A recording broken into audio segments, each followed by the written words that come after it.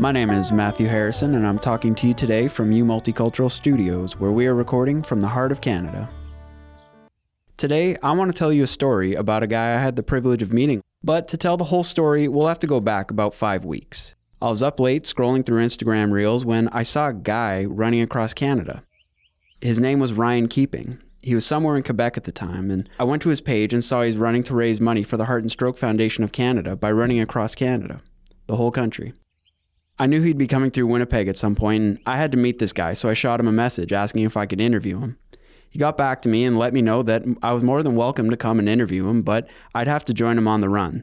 So I dusted off my sneakers and I hit the road. It was the morning of June 6th, and I was walking down St. Mary's Road to meet him. I wasn't sure where he'd be, I just knew that we'd run into each other at some point.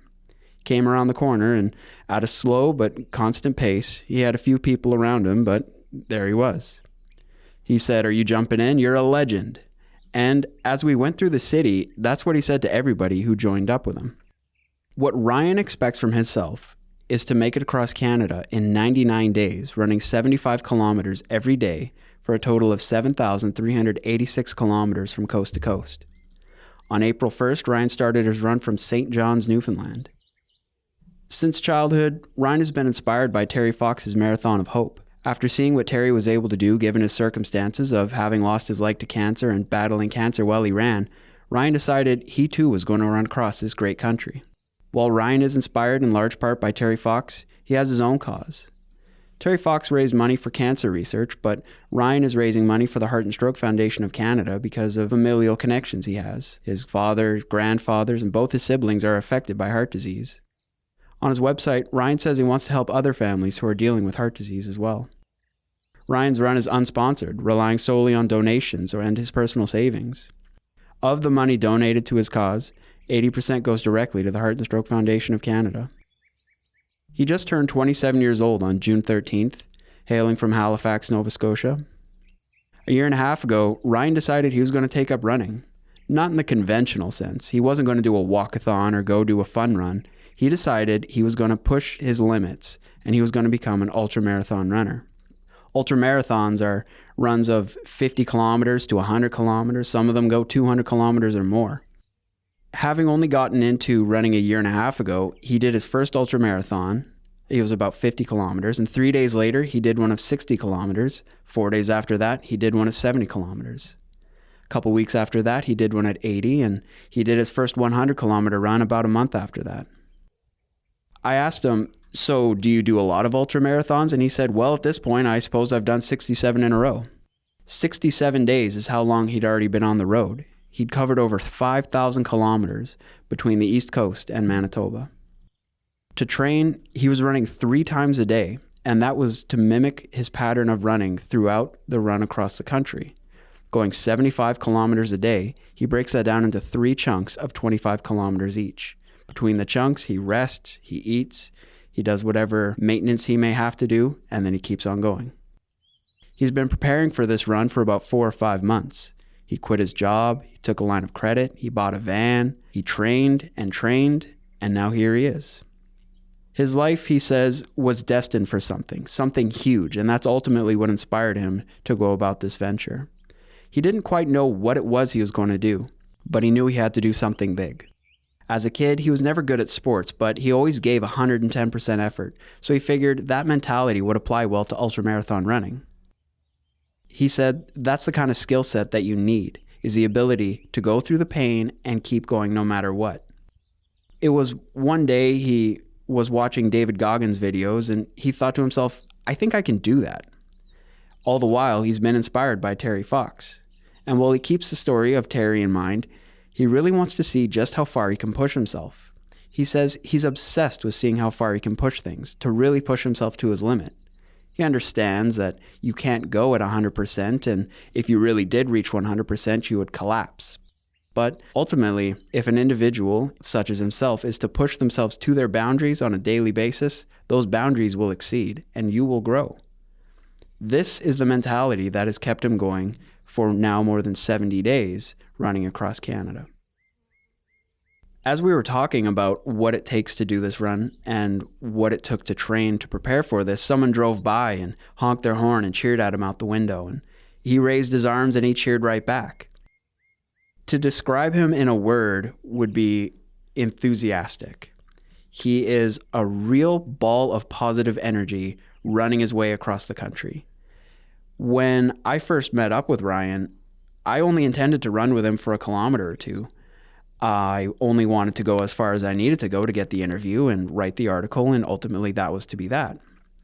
But he really inspired me just based off his mentality, his work ethic, and the positivity that just radiates off of him. In every picture that I've seen posted to social media, he has a huge smile on his face. And when I met him that day, he had a huge smile on his face. There are longer days than others. There are harder days than others. There are days he runs through the rain. But through it all, his positive attitude is ultimately what has pulled him through. One thing I mentioned on the topic of Terry Fox was I read in his biography that he was somewhat hard-headed, a little bit stubborn, to which Ryan said, "You have to be. You simply have to be to do that." And he says that he would describe himself in the same way because at the end of the day, if you want to do something, it has to get done. No matter rain, no matter shine, Ryan will keep running until he reaches the coast. When I met him, he was going at a fairly constant pace, and it seemed like he had determined exactly how fast he needs to go in order to accomplish his goal. He related this to being similar to an ultramarathon pace, where you can't go too fast and you just have to do what you can to sustain for as long as possible.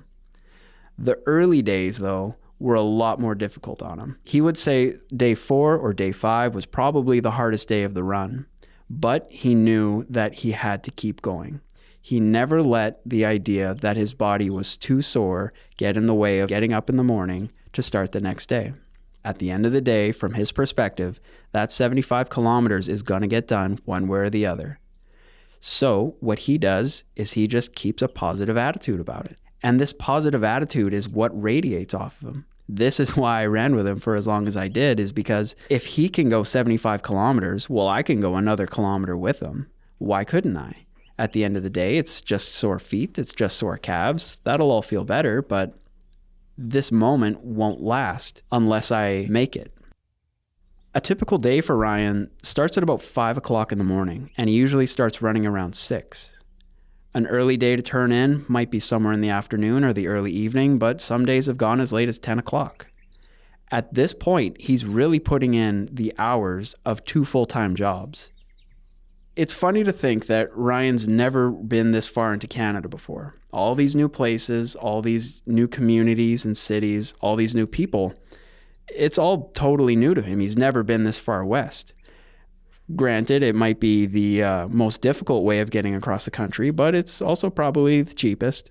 Now, having gone through all these communities and cities, he's found a whirlwind of support from every place he's been through. There are plenty of lonely stretches of highway where he might turn his music up a little louder, but the support that he's found in the cities, he says, just blows him away. A big motivating factor for him, and what keeps him going and what really makes him appreciate the opportunity to see all these places, is the reality that there's a lot of negativity in the world.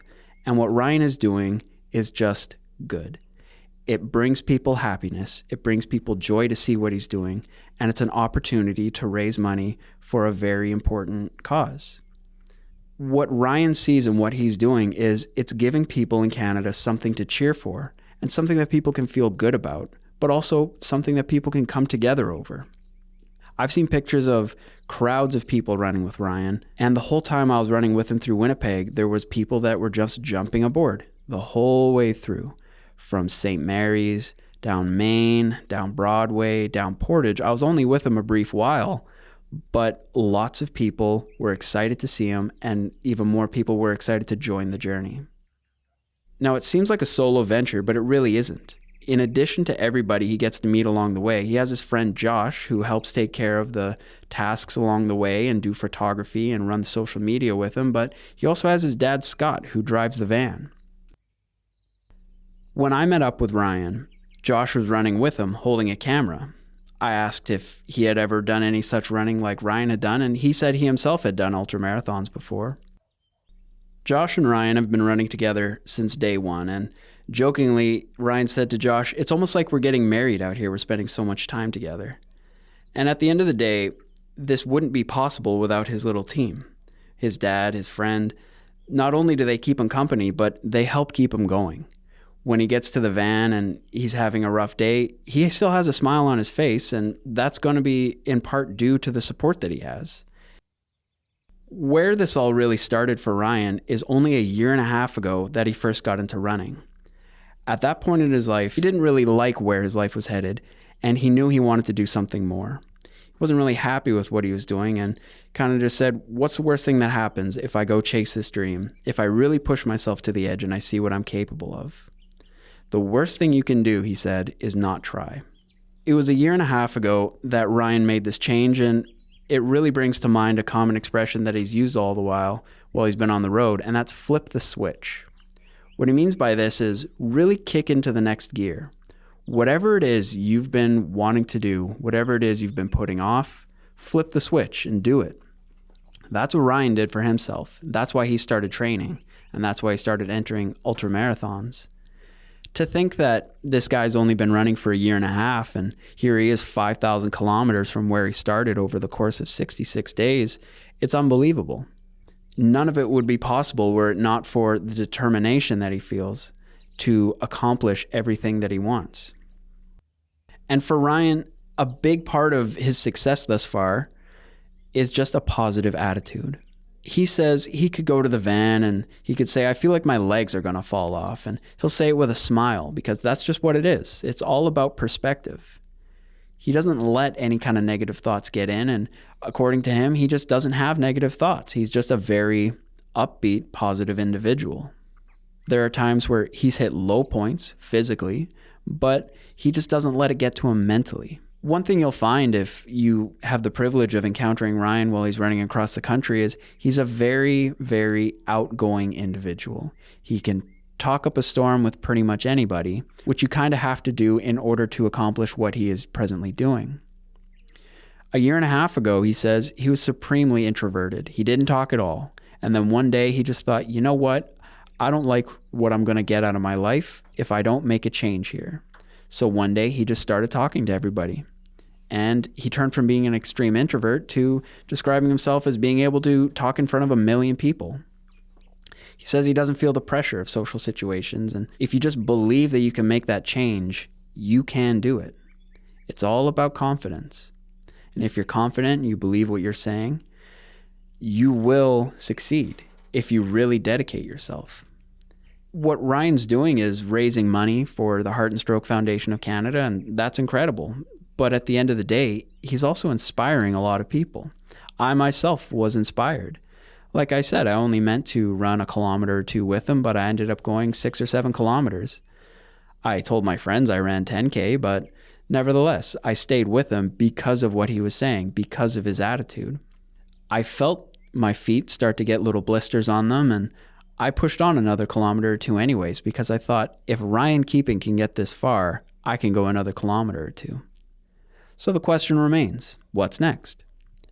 Ultimately, he wants to get to the West Coast in 99 days, and what comes after that remains to be seen. He doesn't really have a plan for that. He described himself as Forrest Gump, where he gets to the edge of the country and he sees the ocean and he just turns around and he keeps running. According to Ryan, that's very possible that he just keeps going. He doesn't know what he'll do when he gets to the West Coast. But what he does want to do is he wants to further embody what he has done, and he wants to be a person who can motivate others. He knew as soon as he decided that content creation and motivating people was going to be his life, that this would become the rest of his life. He said, I knew that one day I'll have 1 million followers, and he's not quite there, but his audience is growing rapidly. The last I saw, he had about 100,000 followers on his Instagram. Now, when he gets to the West Coast, he might stop for a while. He might turn around and keep running. But what we know for sure is that he's not going to stop pursuing what he wants to do. We know for sure that he's not going to stop trying to inspire people and do good for the world. He's never going to stop being the guy who wants to bring smiles to those around him he's never going to stop being the person who does as much good as he's capable of. So far, he's raised over $108,000 for the Heart and Stroke Foundation of Canada, and he's run over 5,500 kilometers. Since meeting Ryan, I keep up to date with where he's at every day, and I keep the mission in mind when I'm going about my everyday life. If Ryan Keeping can do that, I think to myself, then I can do this, whatever it may be. Ryan has infectious enthusiasm for life and for what he's doing. If his run ends in Vancouver, his mission to make the world a better, richer place to live will not end. These are only the first steps. You can find out more about Ryan and find links to his GoFundMe through ryankeeping.com. Thanks for listening. Join me again as we follow more stories from the heart of Canada.